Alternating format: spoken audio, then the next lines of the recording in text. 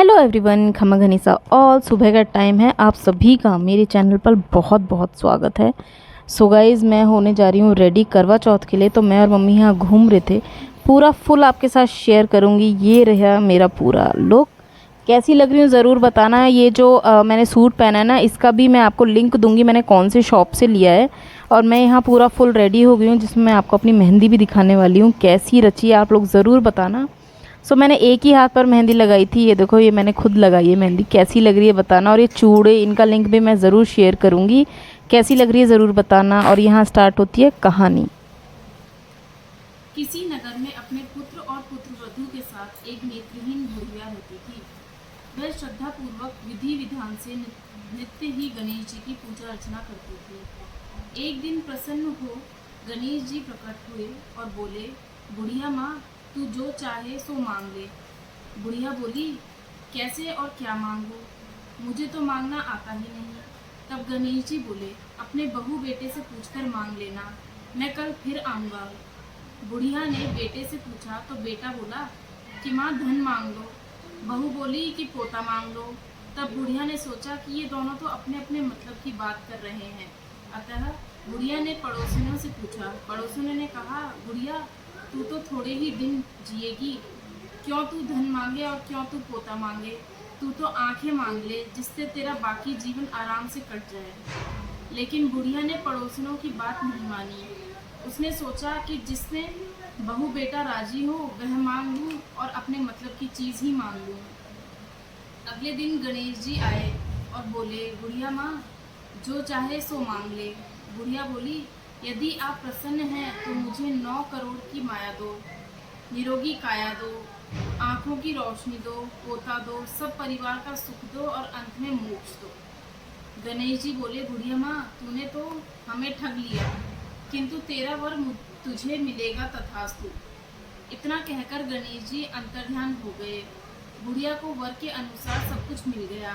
हे सिद्धि विनायक गणेश जी, जैसे तुमने उस बुढ़िया को सब कुछ दिया, वैसे ही हमें भी देने की कृपा करना। बोलो गणपति बप्पा की।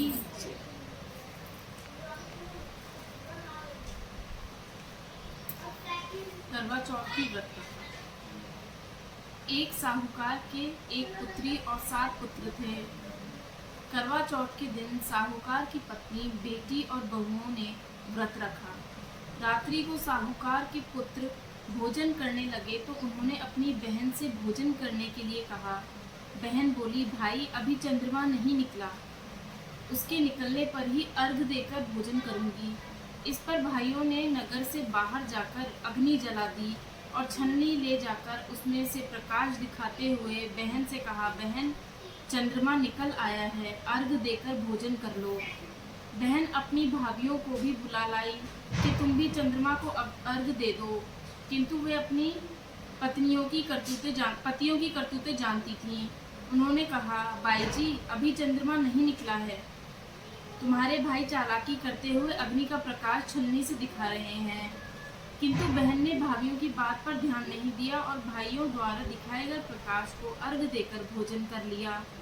इस प्रकार व्रत भंग होने से गणेश जी उससे रुष्ट हो गए। इसके बाद उसका पति सख्त बीमार हो गया और जो कुछ घर में था उसकी बीमारी में लग गया।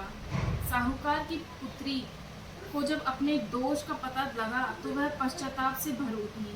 गणेश जी से क्षमा प्रार्थना करने के बाद उसने पुनः विधि विधान से चतुर्थी का व्रत रखने का आरंभ कर दिया। श्रद्धा अनुसार सबका आदर सत्कार करते हुए सबसे आशीर्वाद लेने में ही उसने अपने मन को लगा दिया। इस प्रकार उसके श्रद्धा भक्ति सहित कर्म को देखकर गणेश जी उससे प्रसन्न हो गए। उन्होंने उसके पति को जीवन दान दे उसकी बीमारी से मुक्त करने के पश्चात धन संपत्ति से युक्त कर दिया।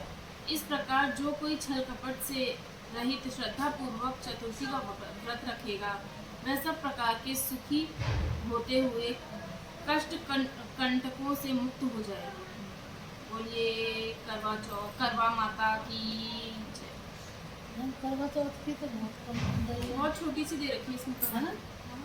इसमें भी ये छोटी, बहुत ही छोटी, इसमें तो और भी छोटी है। अच्छा, और आधे पेज की है इसमें से। मैं गई ना तो वहाँ पे लाऊंगी, वहाँ तो खूब बड़ी है वो। उसमें पूरा दिखाते हैं ना। हाँ पूरी देखो देखा इसमें है। तो छोटी सी है, ये कैसे? बस इतनी सी। कैसे पहले टूट में बाहर निकलो और दूसरे में मक्खी पड़ गई है, ऐसे करके पूरी लिखी हुई होती है किताब में। और इसमें देखो कहानी अलग है करवा की। ये तो 7 भाई और उनकी थी ना, भाभीियों की, और एक बहन होती है उनकी। इसमें देखो क्या है। प्राचीन काल में एक करवा नाम की स्त्री महान पतिव्रता थी, जो अपने पति के साथ नदी के किनारे एक गांव में रहती थी। एक दिन उसका पति नदी में स्नान करने को गया। देवयोग में स्नान करते समय वह वहां एक मगर ने उसके पैर को पकड़ लिया। तब वह मनुष्य करवा करवा करके अपनी पत्नी को चिल्ला चिल्लाकर पुकारने लगा। अपने पति की आवाज़ को सुनकर उसकी पतिव्रता स्त्री करवा भागी हुई चली आई और उस पतिव्रता ने आते ही मगर को कच्चे सूत के धागे से बांध दिया। मगर को बांधकर वह अपने पतिव्रत धर्म के बल से यमलोक में पहुंचकर यमराज से बोली, हे भगवान, मेरे पति को मगर ने पकड़ लिया है। इस अपराध में आप अपने बल से मगर को नरक में डाल दो। करवा की यह बात सुनकर कि यम बोले कि अभी मगर की आयु शेष है, अतः मैं अभी उसको नहीं मार सकता। यमराज की बात सुनकर करवा बोली, यदि आप ऐसा नहीं करोगे तो आपको श्राप देकर नष्ट कर दूंगी। करवा की यह बात सुनकर यमराज भयभीत हो गए। अंततः उस पतिव्रता के साथ जाकर उस मगर को यमलोक को पठा दिया और उसके पति को दीर्घायु होने का आशीर्वाद दिया। उसी दिन से करवा चौथ मनाई जाती है और व्रत रखा जाता है। हे करवा माता, जैसे तुमने अपने पति की रक्षा की, ऐसे ही सभी के पतियों की रक्षा करना। है ना? बंद कर दो।